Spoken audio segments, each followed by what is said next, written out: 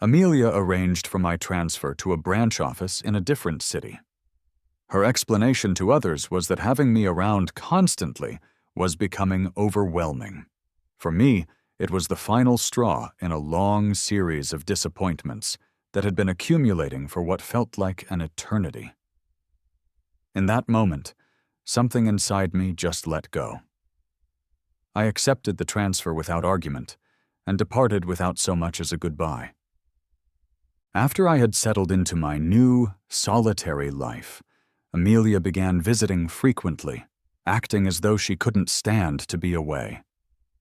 She claimed that this separation had made her finally realize what it meant to genuinely miss another person. From the very moment I stepped into the office that morning, every colleague I encountered greeted me with a hearty, "Congratulations."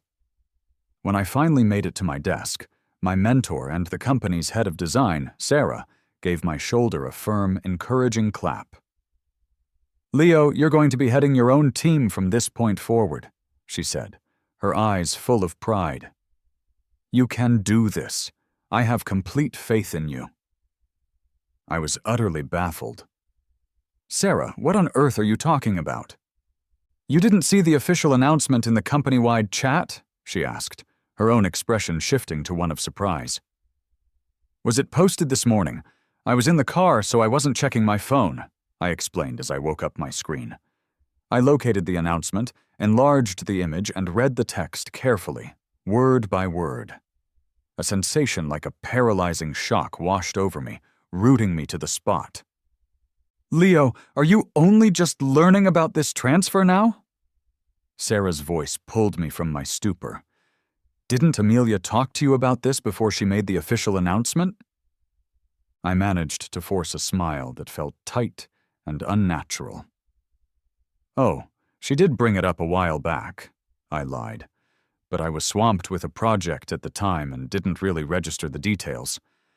I found myself fabricating excuses for Amelia, purely to preserve some small remnant of my own dignity. The unvarnished truth was that this was the first I was hearing of it. All I knew was that the person Amelia had initially selected for this transfer was another senior designer from our department. I had absolutely no idea why she had abruptly substituted my name for his. I held the title of senior designer in the research and development department at the corporate headquarters, and I was also, incidentally, Amelia's boyfriend. Without a single discussion, and without seeking my consent, she had simply issued a transfer notice, dispatching me to the branch office in the adjacent city to serve as their new design director. On paper, it was a promotion, and looking at the long-term trajectory of my career, it was an undeniably rare and valuable opportunity. But it was also a flagrant violation of the company's established transfer protocols. On both a professional and a personal level, Amelia owed me a thorough explanation. But she was completely unreachable. Her phone went straight to voicemail all day long. Her assistant met my inquiries with a polite but firm stonewall. "Miss Vance is currently on a business trip and has given explicit instructions that her travel plans are to remain confidential. I'm very sorry, Mr. Carter, but as her assistant, I must adhere to her directives. I am unable to reach her myself, but please be assured, the moment I make contact, I will inform her that you were trying to get in touch." It was the kind of polished, rehearsed dismissal she likely used on minor suppliers, hoping to secure a meeting with Amelia. I understood the message loud and clear. Amelia was actively avoiding me. She knew perfectly well that I would come looking for answers the second that announcement was made public. Perhaps she hadn't yet formulated what she wanted to say, or perhaps she simply couldn't be bothered with the inconvenience of dealing with me, so she had made herself scarce. After work, I went home in a confused haze. A little while later, a close friend of mine called. He told me he had just spotted Amelia at a newly opened club owned by his cousin. "Do me a huge favor and find out from your cousin which private room she's in." "Thanks, man." I ended the call and hurried outside to flag down a taxi. During the ride, my friend sent me a text with the name of Amelia's private room. Standing just outside the door, I drew in a deep breath. my hand closing around the cool metal handle, and I slowly began to turn it. I had only opened the door a fraction of an inch when I could distinctly hear the voices from within. "Did you really send Leo to the Charleston office?" The speaker was Maya, Amelia's best friend since childhood and a minority shareholder in our company. "Yep," Amelia answered with an air of nonchalance. "I mean, you two have been together practically your whole lives. Are you really okay with being in two different cities?" Amelia paused for a beat before replying flippantly.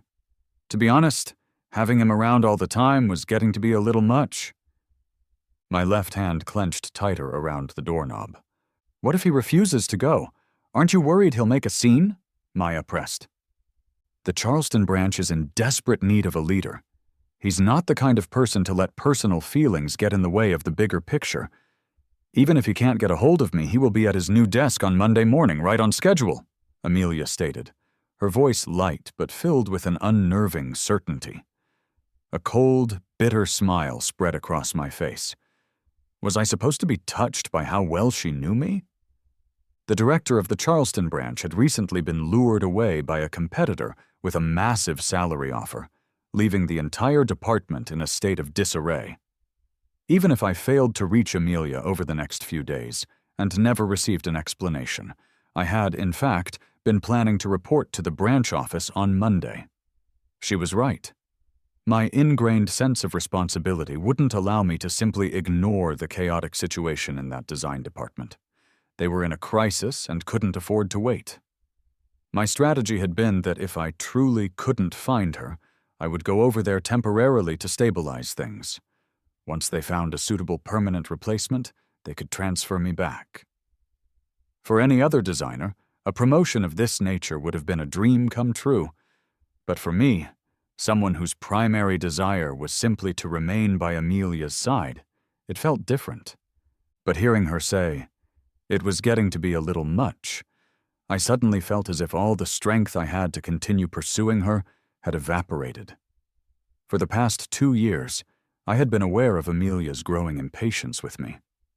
Yet, I had only allowed myself to feel a mild sense of disappointment, reassuring myself that even the most intense relationships naturally cool over time. It was a normal part of a long-term partnership. After all, we had been a couple for so long. It's impossible for anyone to maintain a state of high-intensity passion and boundless energy indefinitely. But now, without any prior warning, I was simply finished. Perhaps the disappointment that had been steadily accumulating for so long had finally crested. I felt an overwhelming urge to just let it all go. I no longer wanted to make excuses for her behavior. I couldn't continue to deceive myself. I had to confront the reality of the situation. Amelia didn't love me anymore. She was tired of our relationship. In the end, I didn't enter that room. What possible explanation was there left to hear? I had no desire to subject myself to that kind of humiliation. My left hand fell away from the doorknob, and I turned and walked away. The following days passed in a blur of frantic activity. I was consumed with handing off my current projects and navigating the mountain of paperwork associated with the transfer. I was busy packing up my apartment, purchasing new household necessities, and arranging for shipping. The Charleston office wasn't as large as headquarters, but it was an expanding market, and this represented a genuine opportunity to build something significant. I considered the possibility that I might be there for a very long time. Perhaps I would even put down permanent roots there. It was crucial to think ahead and ensure I had everything I might need. On Sunday, I made the drive to Charleston by myself. Monday morning, I reported to the new office at the scheduled time. I then threw myself into my work with such intensity that I lost all track of the days and nights. The former director's sudden departure had created a mountain of unresolved issues, which proved to be more than enough to occupy my mind and keep other thoughts at bay. By the time I had managed to get everything organized and running smoothly, more than a month had passed. It was only then that it occurred to me that Amelia and I hadn't exchanged a single word in over 30 days. Before, the idea of such a silence would have been inconceivable to me. But now that it had actually happened, it didn't feel like a significant event. I used to crave being by her side every moment of every day. Now, after a full month of no contact, my life was proceeding as normal. I felt perfectly fine. I hadn't even experienced a single night of lost sleep. What was even more peculiar was that during that entire period, I had rarely even thought of her. With my work responsibilities finally in order, I could at last take a moment to breathe. That evening, I treated my department colleagues to dinner. One of my team members, whose role necessitated frequent communication with headquarters, shared a bit of gossip. I heard that a new manager was just hired in the administration department back at corporate. Apparently, he's got some serious connections. What was his name again? Right, Julian Vance. On his very first day, Amelia personally gave him a tour of the entire office. Julian Vance. I froze for a fraction of a second. It had been a very long time since I had heard that name. No wonder. I let out a soft chuckle. The piece of the puzzle I had been missing for so long had suddenly and clearly fallen into place. Amelia gave him the tour herself? He must be an important figure, someone remarked. How old is this Julian guy? Is he good-looking? The younger designers in the department began to chatter excitedly. Probably around Amelia's age. He looks very sharp, sophisticated, definitely carries himself with an air of importance. Do you think he's Amelia's boyfriend? I don't know about that, but I thought I heard she was in a serious relationship with someone. Really? Hey, Leo, you used to work at HQ. Did you ever see Amelia's boyfriend? All eyes suddenly swiveled in my direction, shining with curiosity. I feigned ignorance. Not really sure. Still, I think you and Amelia would make a fantastic couple. You're a perfect match, the same guy blurted out. That photo of the two of you together is so nice to look at.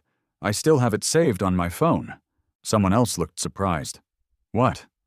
There's a picture of Leo and Amelia together? Well, it's not just the two of them. There are other people in the shot, but they're the ones that really catch your eye. I found it in an article on the company's official blog. They both just looked so incredible that, as a sucker for attractive people, I had to save it. With that, he took out his phone and passed it around for everyone to see. They all leaned in to get a better view. It looks like Amelia is leaning in towards Leo. They really do look great together. Right? I totally used to ship them. I glanced at the photograph and instantly recalled the day it was taken. It was from 3 years ago, shortly after I had first joined the company, during a new product launch event. At the time, I had been the one to ask Amelia to keep our relationship private. Office romances inevitably become a source of gossip, especially when your girlfriend happens to be the president of the company. I had no desire to become the main topic of conversation in the break room. Amelia had been sullen about it for a while, complaining that she couldn't even visit me at my desk openly or have lunch with me, and that it felt like we were having some kind of clandestine affair. That day at the launch event, members of the media were present and taking photographs. The designers from our R&D department were all arranged in a line, and Amelia walked over to join us last. She deliberately chose not to stand in the center. Instead, as if by pure chance, she positioned herself right next to me. Sarah tried to guide her towards the middle, but she resisted. You were the single biggest contributor to today's launch. You deserve to be the star in the center of the picture. As she said this, she subtly leaned her body towards me. I kept my head down, trying to discreetly create a bit of distance between us. Suddenly, someone grasped the hand I had held behind my back. I froze and looked over at her. But she simply put on a perfectly composed expression, offering the cameras her standard professional smile. No one in that room knew that the esteemed Miss Vance was secretly holding the hand of the man standing beside her while posing for the official photographs.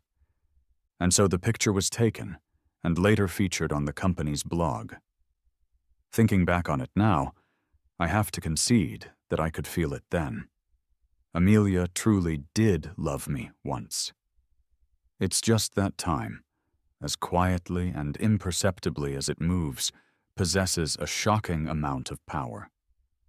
It has the ability to make love diminish and ultimately vanish. Over the next few days, Amelia's social media feed was suddenly active with constant updates. One day she was horseback riding or rock climbing with a group of friends.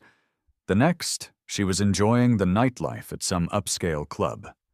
It appeared she was managing perfectly well without me, and in every single one of those photographs, I could see Julian Vance. Amelia had never been someone who shared her personal life. Her feed could go for years without a single new post. I wasn't sure if Julian's return had prompted a change in her, sparking some newfound desire for self-expression. But I was no longer interested. My mind was entirely consumed with the design plans for the new product line. I would glance at the photos on her feed and then set my phone aside. That evening, long after work hours, I was still in my office making adjustments to a design draft when my phone rang. I stared at the name displayed on the screen, momentarily taken aback. It was Amelia, who hadn't contacted me in over a month.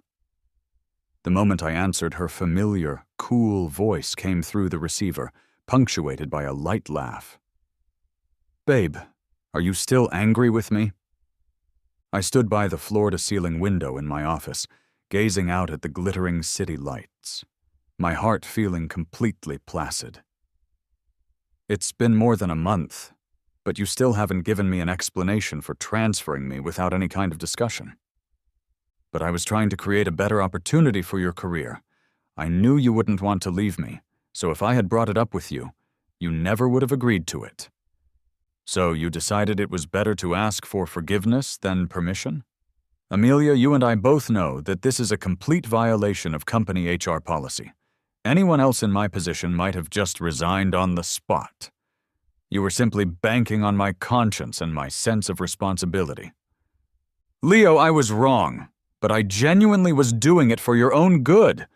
I've watched your accomplishments at the company over these past years.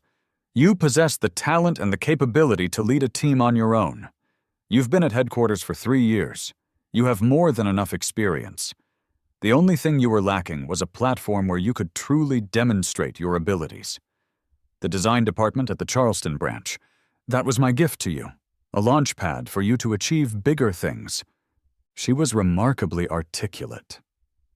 If I hadn't personally heard her say having him around all the time was getting to be a little much, I might have actually believed her.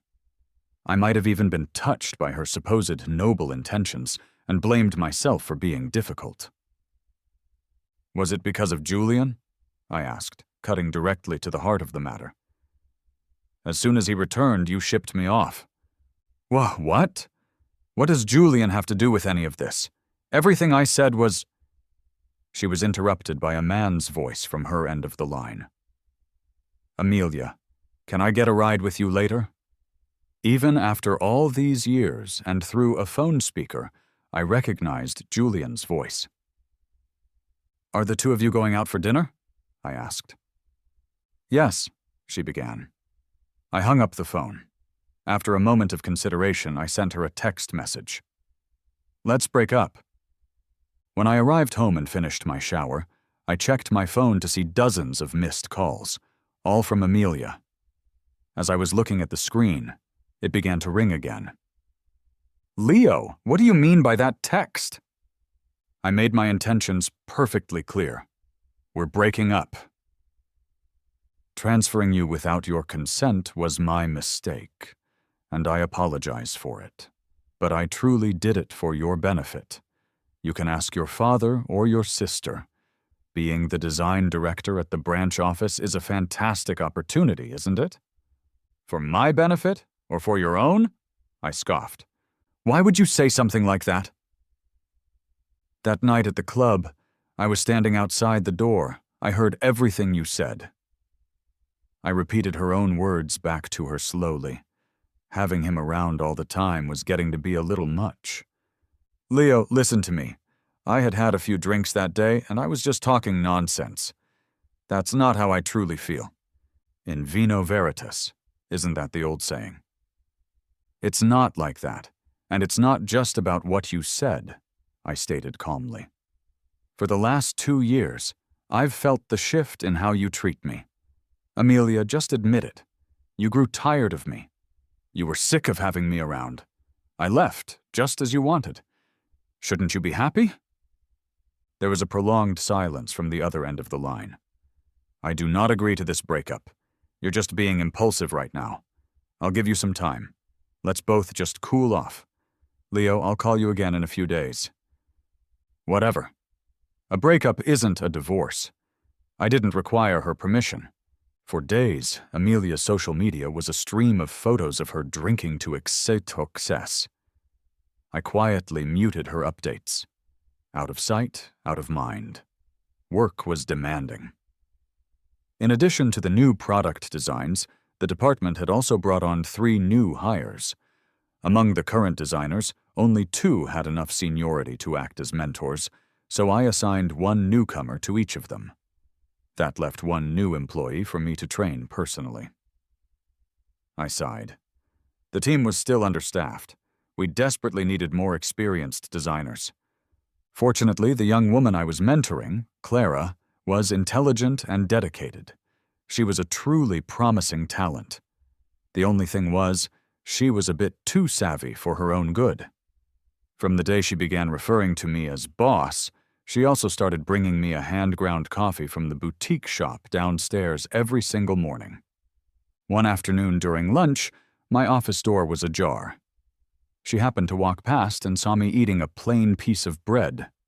Her expression was one of shock. Boss? You're just having bread for lunch? I'm on a tight deadline for a report and didn't have a chance to go out or order anything, I explained, gesturing towards my computer screen. The branch office wasn't as large as headquarters. We didn't have an on-site cafeteria. Sometimes when I was working late to meet a deadline, I'd forget to eat until I was famished. So I had bought a large box of bread to store in my office for those occasions, just to have something to get me through. Boss, wait right here, Clara said, then quickly hurried away. 10 minutes later, she came back holding an elegantly packaged meal. This was the only restaurant without a line. I was worried you were starving, so I just grabbed this for you. I don't know if you'll like it, but it has to be better than nothing. I glanced at the logo on the container and was momentarily speechless. You know why there isn't a line there? Because it's incredibly expensive. Is it? Her disbelief seemed genuine. Considering her usual attire of designer clothing and the sports car she drove to work, I understood. She was clearly from a very wealthy family. From that day forward, Clara ordered an extra lunch for me every single day. She flatly refused to accept any money I tried to give her for it. I know you're not short on funds, but you can't be this wasteful. Your family's money didn't just appear out of thin air. Your parents had to work hard for it, right? She just smiled. My dad says that back in his day, an apprentice had to show deep respect for their master and bring them gifts on special occasions. You're my mentor, so it's only right that I show my gratitude. What's buying you lunch every day? My dad thinks I'm being cheap. He wants me to choose a proper gift for you. Don't you dare, or I'm dropping you as my apprentice, I warned. Okay, fine, she said, looking genuinely dejected. Every day after work, as long as I was still in the office, Clara wouldn't leave either. I have a lot on my plate, so I often stay late. Once you've finished your own tasks, you should just head home. We don't have that kind of culture where employees can't leave until the boss does. No way. I need to learn as much as I possibly can. I heard they're only keeping 2 of the 3 new hires, and I don't want to be the one who doesn't make it through the probationary period, she argued. After getting to know Clara better, I found out that her family owned the largest supermarket chain in the region. They also had significant investments in real estate, restaurants, and various other industries. The lunch she brought for me every day came from one of her family's own establishments. Not wanting to feel indebted to her, I began taking her out for a meal whenever we both worked late. One day my car was at the dealership for routine maintenance. After we had finished dinner, Clara insisted on giving me a ride home. I thanked her at the curb downstairs and turned to walk towards my apartment building. Just as I got to the main entrance and was about to use my key card, an elegantly dressed woman stepped out from the shadows. I jumped, nearly letting out a cry of surprise. "Leo, it's me!" Amelia's face became clear in the dim light. "What are you doing here? Wait, how do you even know where I live?" I was still trying to regulate my breathing. "I'm sorry, I didn't mean to frighten you," she said, biting her lower lip. "I asked one of your colleagues here where you lived. I was hoping I could surprise you." I took a moment to compose myself. "We've already broken up. Your visit isn't a surprise, it's a shock." She stepped closer and wrapped her arms around my waist in a tight embrace. Her familiar, warm fragrance enveloped me. "Who was that just now?" she asked, her voice tinged with a cold edge. "Oh, a new hire in my department. I'm her mentor," I said, gently trying to push her away. "You're the director. Do you really have to train new employees yourself?" "I have to. We're shorthanded." "Then how about I transfer a few more experienced designers from headquarters to help you out?" "Don't be ridiculous. I heard from Sarah that headquarters is short on designers, too." She didn't respond for a long moment. After a while, Amelia finally spoke. "It's been so long since I've held you. You're still the same. Just one hug from you is enough to calm my mind. It feels so good. The house feels so cold and empty without you. I don't even want to go home most nights. I post on my social media every day, acting miserable, getting so drunk that I end up in the hospital. And you don't feel even a little bit of sympathy for me. Without you here, nothing is interesting anymore. Even my favorite sports can't distract me. Can we please stop fighting? I was wrong. I don't want to break up with you." I had never heard her speak in such a vulnerable way, her voice filled with regret and a hint of a plea. The Amelia I knew had always been proud, always full of life. "Amelia, I felt it too," I said, looking directly into her dark eyes in the evening gloom. "There was a time when you wanted to leave me. You stopped loving me." She grew panicked. "No, that's not it. It was just a fleeting, mistaken feeling. I thought—" Her voice trailed off. "I thought I was tired of it. We've been together for so long that I almost forgot we were even a couple. It was true. We were childhood sweethearts, having grown up in houses right next to each other. Before we could even walk, our parents would place us on the same playmat to learn how to crawl together.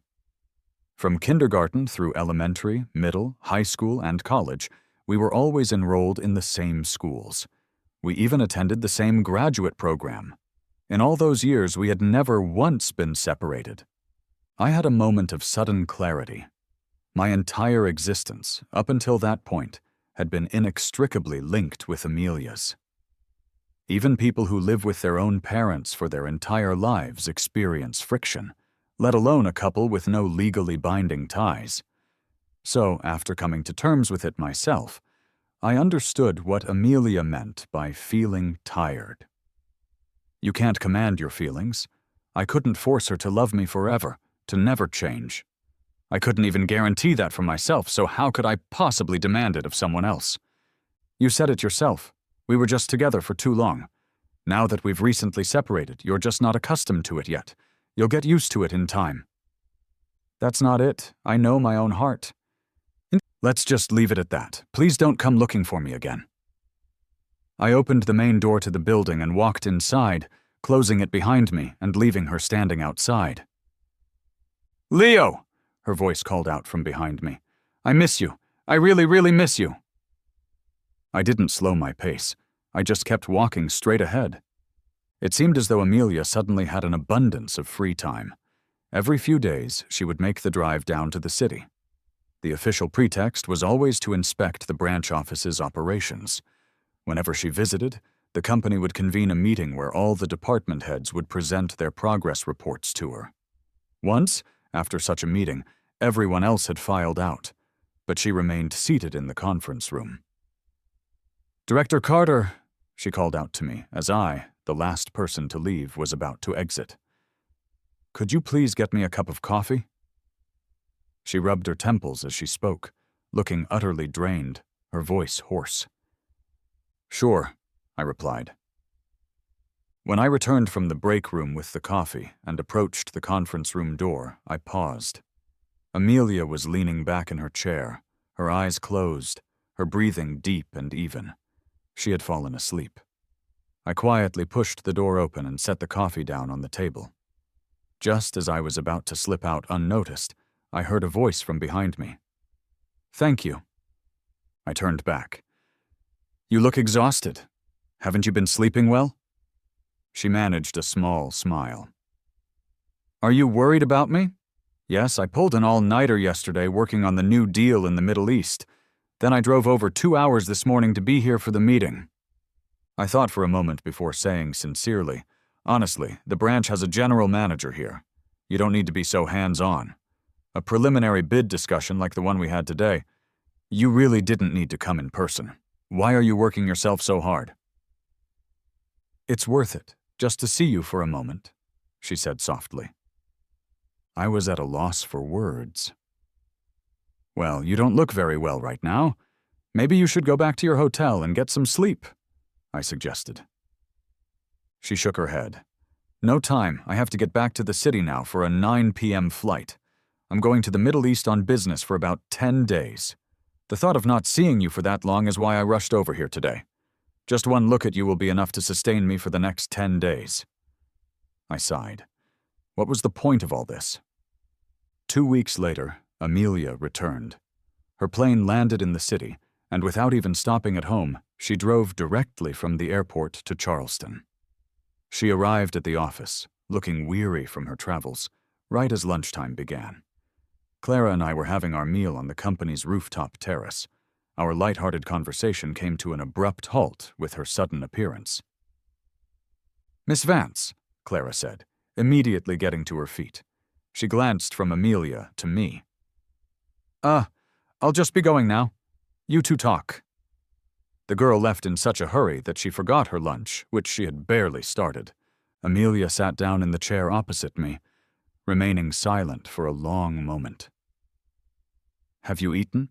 I asked, breaking the uncomfortable silence. Even if we were no longer together, she was still my boss. I had to maintain a basic level of professional courtesy. She stared at the 2 identical lunchboxes on the table and the identical meals they contained, her expression unreadable. "Did you 2 order lunch together?" she finally asked, her tone flat. I smiled. One time, Clara saw me eating bread in my office and insisted on ordering lunch for me. It's from her family's restaurant. It tastes pretty good. I tried to refuse, but she insists on ordering 2 of everything every day. And it's a waste to just throw it out. She won't accept my money for it, so I just treat her to dinner after we work late, as a way to pay her back. "You take her out to eat." Amelia's tone was sharp. "She treats me, so I treat her back. It's a normal social custom." "Treating each other back and forth, doesn't that just mean you're spending more time together?" "What are you implying?" I shot her a look. "She's my apprentice, 5 years younger than me. In my eyes, she's just like a kid sister." "Maybe to you, but the way she looks at you is not how a kid sister looks at her brother," Amelia said through gritted teeth. "It takes a woman to know a woman." "You're overthinking it." "Fine, let's not talk about her. I brought you a gift." She handed me a shopping bag. It's a limited edition watch. Apparently, it was once part of a Middle Eastern royals collection, so it has quite a bit of history. "Amelia, we're not together anymore," I said, standing up. "I can't accept such an expensive gift." I ignored the way the light seemed to fade from her eyes. I gathered the lunchboxes from the table and walked away. The following day, the company distributed an official announcement. In recognition of the branch employees' hard work and recent performance, The president had decided to enhance employee benefits by adding a cafeteria to the office. The cafeteria would offer a wide range of food options at a significantly lower price than outside restaurants. My colleagues were overjoyed. All morning, the office was buzzing with conversation about it, with everyone praising Amelia as the most brilliant and considerate leader. I thought of the 2 identical lunchboxes with Clara and the unhappy expression on Amelia's face. Then I immediately dismissed the thought. No way. Adding a full cafeteria to the branch office was a considerable expense. Amelia was a shrewd businesswoman. She wouldn't approve such a large expenditure for the company just because of a personal issue with me. She wasn't that sentimental. Just as I was mulling this over, my phone rang. It was Amelia. The Charleston office's performance saw a huge jump last year, so headquarters was already in discussions about improving employee benefits. I proposed building a cafeteria, and the motion was approved unanimously, she began to explain, before I could even say a word. This way, that girl won't have an excuse to order you lunch anymore, and you won't have to take her out to dinner to repay her. It's a win-win. Her voice was filled with a smug sense of satisfaction. How had I never noticed this childish side of her personality before? On Saturday morning, I was at home, sleeping in. A call from Amelia woke me. "Are you home today?" "Yeah, what's up?" "Nothing, just asking." She hung up. I tried to fall back asleep, but I couldn't. So I got up, went to the grocery store, bought some food, and came back to cook myself lunch. Just as I had finished eating, my friend David called. "Guess where I am?" he said mysteriously. "Where?" I asked casually.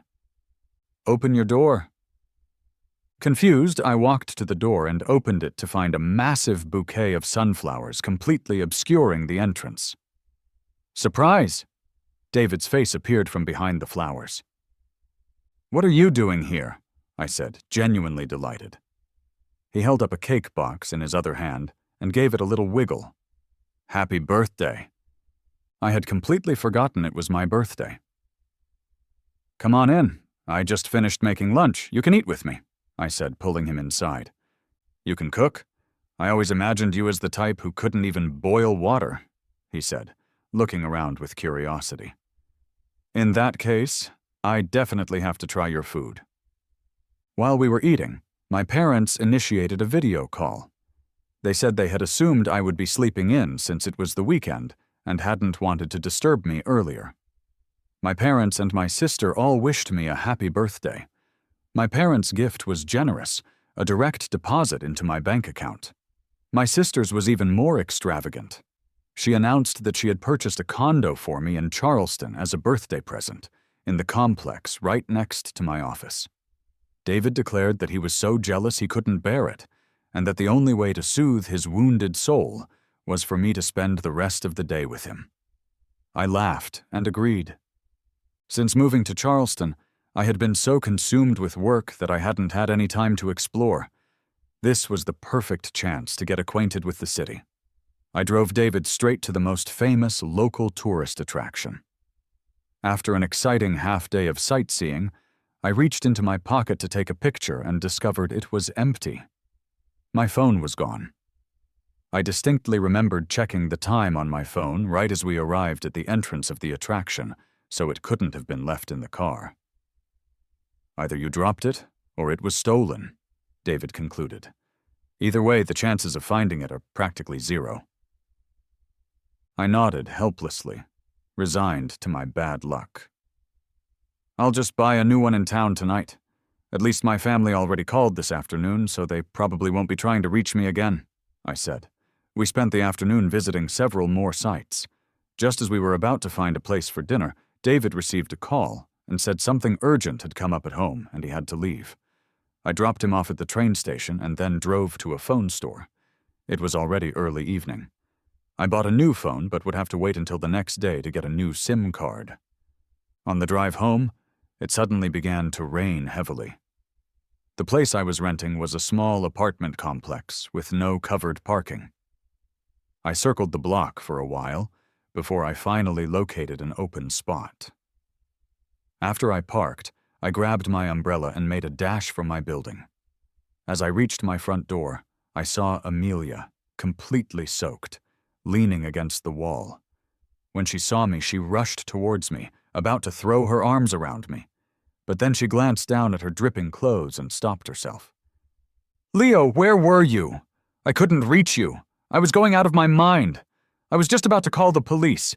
Didn't you tell me you were staying home today?" Looking at her miserable, drenched state, I sighed and unlocked the door. "You should go take a hot shower." I found a set of my own loose-fitting sweats and gave them to her. I could hear the sound of the shower running from the bathroom. I sat down on the sofa and began the process of setting up my new phone. The bathroom door opened, and Amelia emerged, wearing my clothes.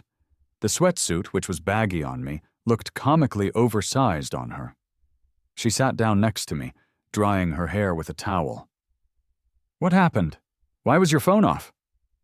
"I was out this afternoon and I lost my phone. I just bought a new one, but I haven't put a SIM card in it yet," I said, holding up the new device. Amelia let out a breath of relief.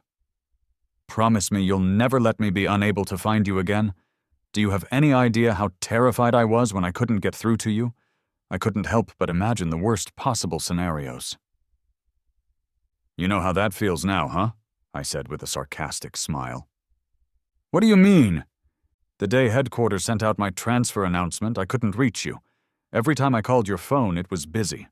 For 5 consecutive days, you hid from me, ignoring my calls and my texts. Do you have any idea how hopeless I felt then?" Amelia stopped drying her hair, a look of shock spreading across her face. As if the reality of it was finally sinking in, she guiltily averted her gaze. After a long pause, she spoke, her voice thick with remorse. "I'm sorry. It will never happen again. I promise, any time you call me, I will pick up immediately." Then her tone turned mournful. "You haven't called me yourself in so long. You don't have to promise anything. We've already broken up, remember?" I reminded her. She lowered her eyes. "Leo, I waited outside for you for 5 hours. I wanted to give you a birthday surprise." Playing the victim, changing the subject. I sighed in frustration. "Oh, when it started raining, why didn't you find some shelter? You could have waited in your car." "I didn't want to sit in the car. I didn't want to leave in case I missed you when you returned. I was only in the rain for a little while. When someone opened the main door, I just followed them inside. But the sunflowers I bought for you were ruined, and the cake is inedible now. Luckily, the gift I got for you is still intact." With that, she pulled out a set of keys. "I bought a place at the Haven. You should move in. This complex isn't great, and it's not very secure. Get your documents together, and we'll go handle the title transfer next week." "The Haven? What a coincidence." I shook my head. "No thanks. My sister already bought me a condo in that same complex." She looked visibly annoyed. "A step too late again." The rain didn't let up that night, so Amelia couldn't leave. She slept on the sofa. The next morning when I woke up, she was already in the kitchen, busily preparing breakfast. "You're up? Go brush your teeth. I'm almost finished here," she said as she served up a bowl of noodles. It was the first time in my life I had ever seen her cook breakfast. Surprisingly, it was quite good. The scallion oil noodles were delicious. I ate the entire bowl. She looked very proud of herself. "Not bad, right? If you like it, I can make it for you again sometime." After we finished eating, she cleared the table. Just as she finished washing the dishes, her phone rang. "Julian. Yeah, I didn't come back last night. I'm in Charleston. Mr. Zhang, today can you explain the situation to him for me? I'll treat him to dinner when I get back tomorrow. My voice? Oh, it's nothing. Probably just a little cold. The rain has stopped. You can go back now," I said, watching her reply to messages on her phone. She put her phone away, her tone wounded. "Are you kicking me out?" "I just don't want Julian to get the wrong idea." The wrong idea about what? She paused. You don't think there's something going on between me and Julian, do you? Isn't he the one that got away? The reason you transferred me?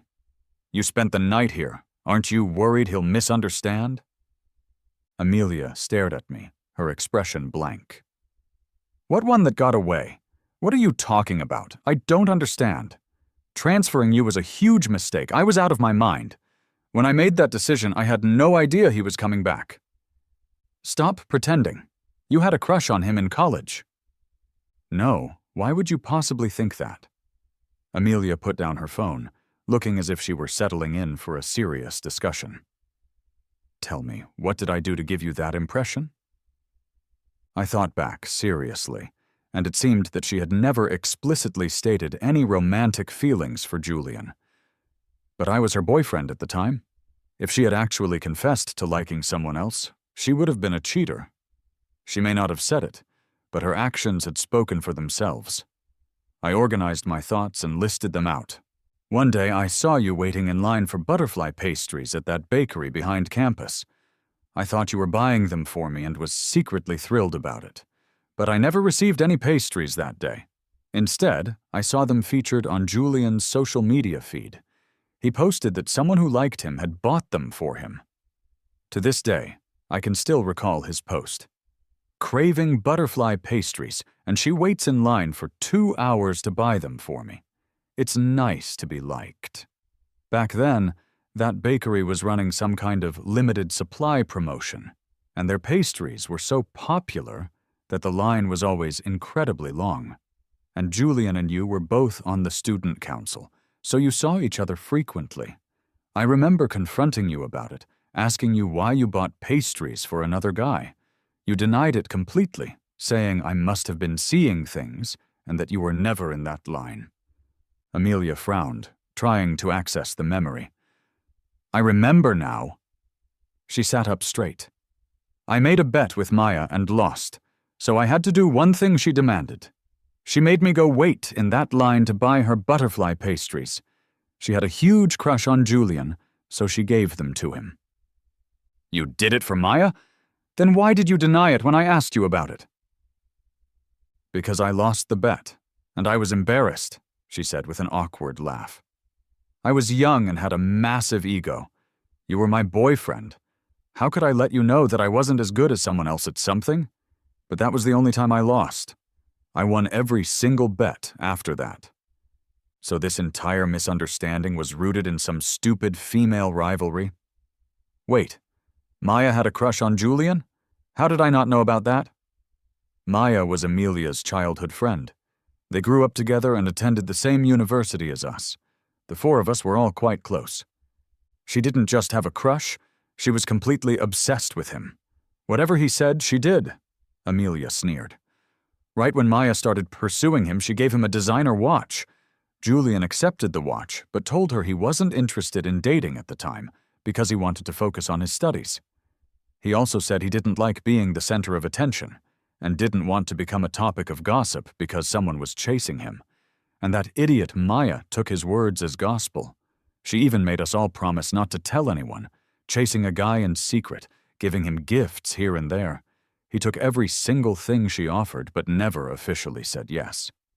Julian said he wouldn't date during school, so she thought she could win him over after graduation. As it turns out, he left the country before he even graduated. I found out later that Maya even sent him a significant amount of money while he was living abroad. He wrote the book on being whipped. It suddenly dawned on me. I get it now. Maya liked Julian, but Julian liked you. Amelia looked shocked, her voice rising. How is that even possible? Back then, I had more than one reason to think you liked him. For a period of time, you changed your phone's wallpaper. One time I happened to glance at Julian's phone screen and noticed that the two of you had matching couples wallpapers. You mean that goofy anime wallpaper? Didn't I explain that to you? It was a prank played by Maya. She secretly changed the wallpapers on everyone's phone in our dorm room, all to these ridiculous, dumb pictures. I never change my wallpaper. I'm too lazy, so I just left it as it was. And later when you asked me to change it, I changed it to what you wanted, didn't I?" I nodded. "So it was Maya again. But is it possible Julian told her to do it? After you changed your wallpaper, Julian changed his to the matching one, and then deliberately checked his phone in front of me to make sure I saw it and would misunderstand." Amelia froze. I continued my analysis. "And back then, after he posted about the pastries, I confronted you. You denied buying them and said you had never seen his post. I checked my phone again later and the post was gone. I just assumed he had deleted it. So did you really not see it?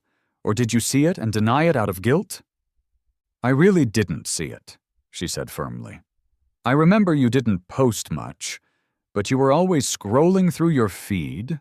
If you didn't see it, that can only mean one thing. Julian set the post's privacy so that only I could see it." "Your analysis actually makes a lot of sense," Amelia said, nodding slowly. "So what's the deal with Julian working at the company now? Is that related to Maya, too?" "It really was Maya who recommended him, I swear. You know Maya has some shares in the company, and she's my best friend.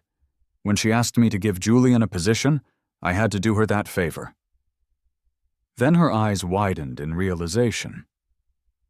"Lately, I have been seeing Julian a lot. It's always Maya who invites me out, and he just happens to be there. But he always tries to strike up a conversation with me, and a few times I got really annoyed, and he just stares at me. I get it now. He knew you transferred me. He probably found out from Maya that you told me we were breaking up. He's trying to make his move. Leo, you have to believe me. I wasn't tempted by him at all. I've never even been alone with him." My voice was flat. "Whether I believe you or not doesn't really matter. We broke up, right?" "Here we go again." "Go home. If you don't leave, I'm going to a hotel." Monday morning, as soon as I arrived at the office, I received a text from Amelia. "I've already fired Julian. I won't give him any opportunity to get close to me. I also chewed out Maya for being an idiot and dragging me into her mess. Leo, I'm not interested in any other man." I put my phone down and returned to my work. I didn't reply to Amelia, but that did nothing to dampen her enthusiasm. She texted me every day, sending a little joke here and there, or even a picture of an unusually shaped cloud she had seen. At night, as if she were giving a daily report, she would list everything she did, what she ate, and where she went. And she always concluded with, "Home before 10 p.m. today. Another day of early to bed, early to rise." Seeing those messages, I just felt a sense of helplessness. There was a time when I had tried everything to get Amelia to go to bed early and wake up early. She used to stay up late, drinking constantly, and had even been hospitalized for liver and stomach problems. The doctor had told her she needed to take better care of her health, but she completely disregarded my advice. I pleaded with her, but she wouldn't listen. Eventually, I got angry and just ordered her, "You have to be home before 10 p.m. every night." To this day, I can still vividly recall the half-amused look in her eyes when she heard me say that. It was as if she was mocking my arrogance. "Who do you think you are? What gives you the right to tell me what to do?" She didn't say the words, but I received the message loud and clear. Back then, my love for her hadn't yet faded. Seeing that look, my first reaction was pain. Then, my immediate instinct was to avoid making her unhappy, so I never dared to use that commanding tone with her again. She continued to do as she pleased, staying up late every night, partying at clubs with her friends until the early hours of the morning. She was free, going wherever she wanted without having to report to anyone. Over the past 2 years, she had gradually stopped caring about what I said, stopped caring about my feelings. I had only ever been in a relationship with her, so I didn't know how other couples behaved. When I first noticed her attitude toward me turning cold, I was terrified. I was scared she didn't love me anymore. But after being ignored, given the cold shoulder, and even subjected to the silent treatment day after day, my love for her slowly began to diminish without me even realizing it. Until there was nothing left, I didn't love her anymore. I decided to break up. Now that I had left her, she suddenly remembered the things I used to say. And she started following my advice, going to bed early and waking up early every day. A heart that has been hurt can't heal. This belated devotion did nothing to move me. On Friday night, I was working late again. I wanted to get everything finished so I could spend the weekend back in the city and see my parents. By the time I was done, it was almost 9. I shut down my computer and turned off the lights. When I walked out to the main office area, Clara was just finishing up as well. She stood up. "Boss, let's go together." I don't know if it was because of all the overtime lately, but my head felt fuzzy. As I was walking down the steps outside the company building, I slipped on a small piece of discarded watermelon rind, and the world started spinning. Luckily, Clara grabbed me just in time, saving me from tumbling down the entire flight of stairs. But I couldn't avoid injuring my ankle. A sharp, searing pain shot through it. Clara took me to the hospital. The doctor said it was a minor fracture and that I needed a cast. My plans to go home for the weekend were ruined. I didn't want my parents to worry, so I didn't tell them the truth. Just fabricated an excuse about having some urgent work to do. With a cast and crutches, getting around was incredibly difficult. Clara insisted on coming over to my apartment to take care of me. After her relentless persistence, I reluctantly agreed to let her bring me 3 meals a day. But every time she dropped off food, she would linger at my apartment, dawdling for ages before finally leaving. On Sunday afternoon, after bringing me lunch, Clara started her usual routine. "Oh, boss, the living room floor looks a little dirty. Let me just mop it for you before I go. This robot vacuum is so dumb, it's no match for a person." Then she took the mop and spent nearly half an hour going over the same small patch of floor again and again. Only after I repeatedly urged her to leave did she reluctantly put down the mop and walk towards the door, looking back every few steps. "Clara," I called out to her. "I just got out of a relationship and I have no plans to start a new one right now. Besides, you're 5 years younger than me." As an adult, it was painfully obvious what Clara's intentions were with all her attentiveness.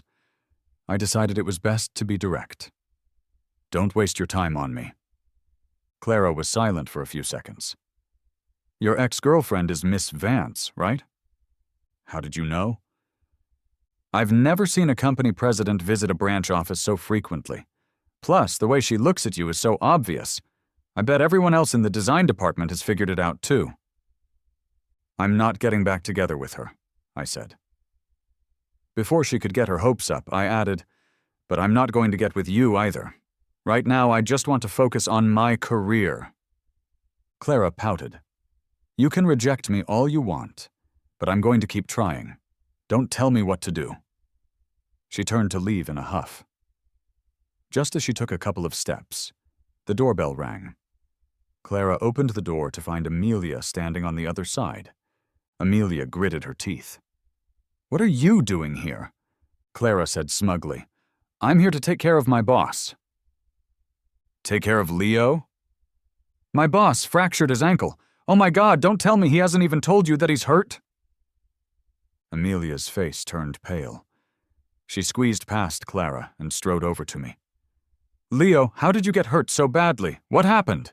What did the doctor say? Do you need to be hospitalized?" I looked towards the door. "Clara, you can go home now." Clara saw the look I gave her and reluctantly headed out. As she closed the door, she called back, "Boss, I'll bring you dinner tonight."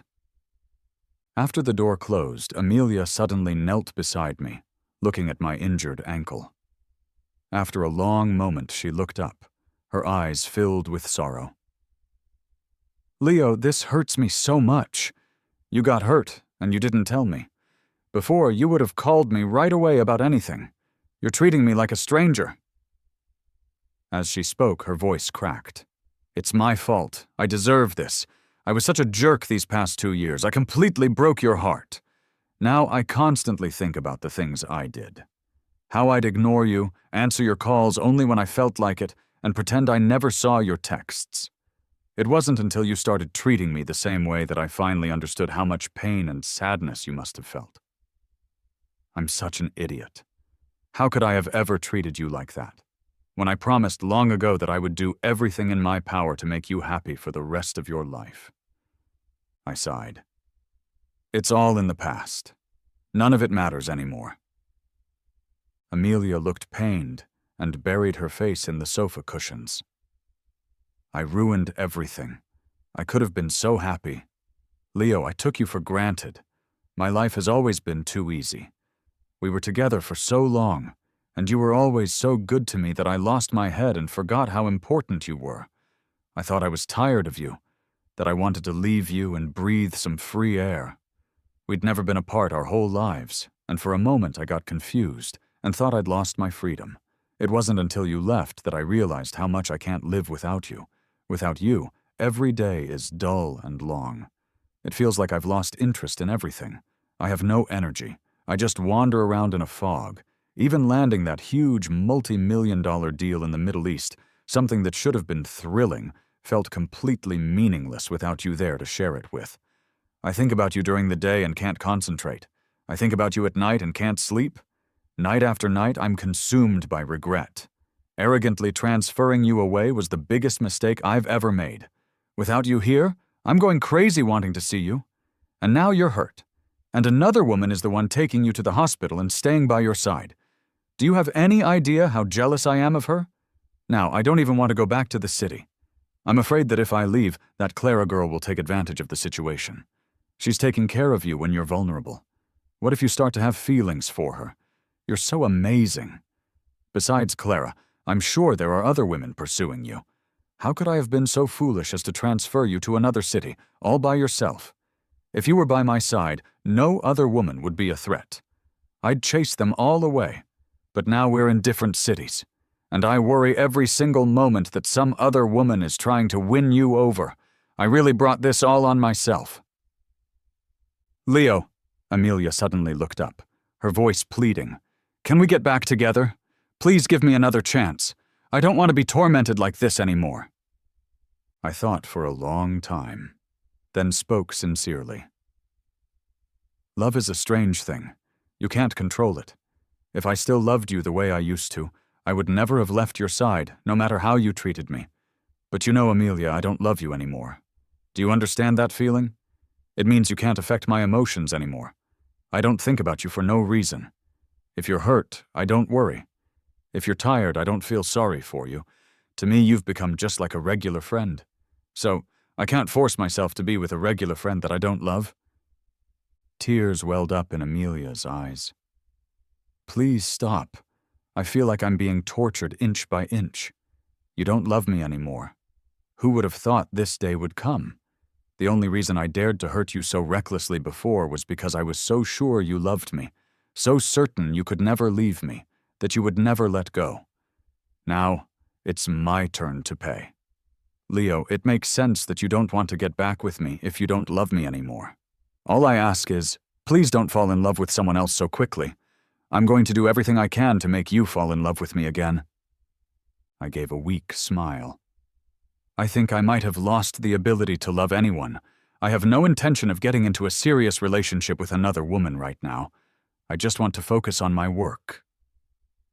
That's good, Amelia said, relieved. That means I still have a chance. A year later, I quit my job. Why? Amelia asked me. Didn't you say it yourself? The Charleston office was my launch pad, so I'm using it to launch myself to bigger and better things.